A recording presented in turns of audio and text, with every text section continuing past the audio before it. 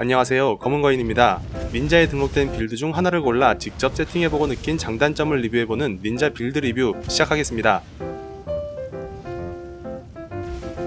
이번에 가져온 빌드는 유서 깊은 천둥의 전령 오토본버 빌드입니다. 맨 처음 리뷰한 중독 오토본버의 모티브 빌드이며 매 시즌 꾸준히 사랑받는 자동사냥 빌드라고 할 수 있죠.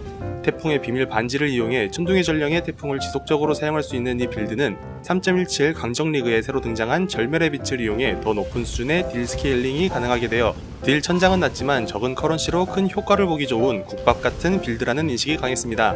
저 또한 매 시즌마다는 아니지만 지난 리그에서 두어 번 정도 세팅을 해서 즐겼던 빌드로 닌자에 등록된 유니크 위주로 저만의 색을 입혀 이번 시즌 새로이 세팅을 진행했습니다.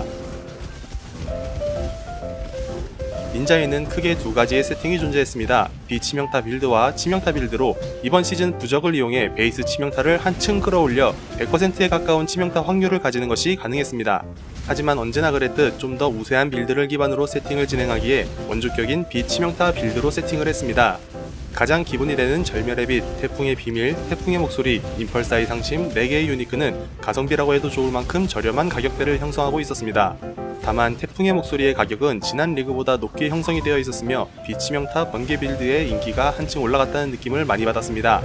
절멸의 빛을 사용하다 보니 세팅에서 가장 중요한 부분은 저항을 최소 188%까지 맞추는 작업이었습니다.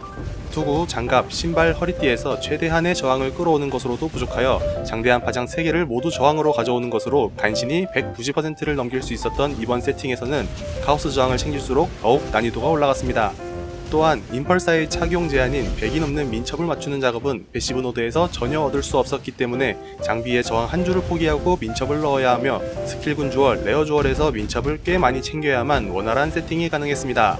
찬란한 허영심 군단 주얼을 사용하기에 주얼 반경의 노드가 변해 내게 필요한 옵션을 찾는 작업이 반드시 필요했는데 이 부분 또한 군단 주얼의 검색이 어려운 유저에게는 큰 벽으로 다가올 수 있을 것으로 보였습니다.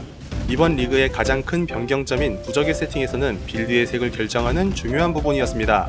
소형 스킬군 주얼로 얻었던 인내 충전 수급을 부적으로 해결해 패시브 노드에서 이득을 볼 수 있었으며 감전된 적이 받는 피해 최소치 증가 옵션을 통해 번개 상태 이상 효과를 크게 챙기지 않아도 최대 감전이 가능할 수 있었기에 스킬군 주얼의 과충격이 크게 필요가 없었습니다.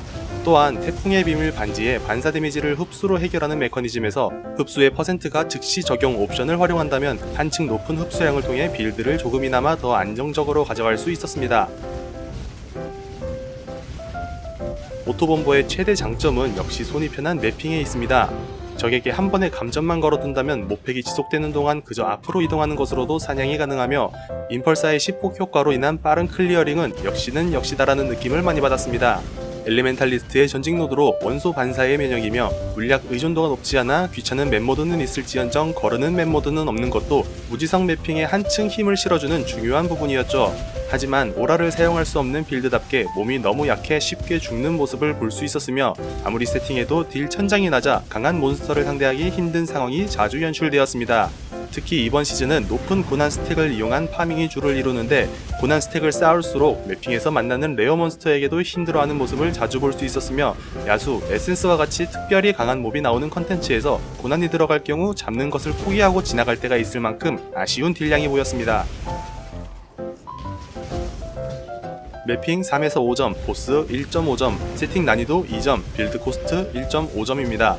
매핑은 빌드와 어울리는 파밍을 하는 것으로 높은 점수를 받기에 충분한 모습을 보였습니다. 고난 없이 보스를 빠르게 잡고 나오는 초대런 한정에서는 5점이나 몹이 약간이라도 강해질 경우 매핑 속도가 점차 줄어들고 죽음으로 인한 스트레스가 꽤나 높아지기에 3점까지 떨어지는 모습을 보입니다. 보스는 약한 물몸, 낮은 딜 천장으로 빠르게 잡기 어려우며 천둥의 전령 메커니즘상 잡몹이 많은 보스일수록 딜 집중이 이루어지지 않아 더욱 낮아지는 DPS는 보스를 잡기엔 무리인 빌드로 다가왔습니다.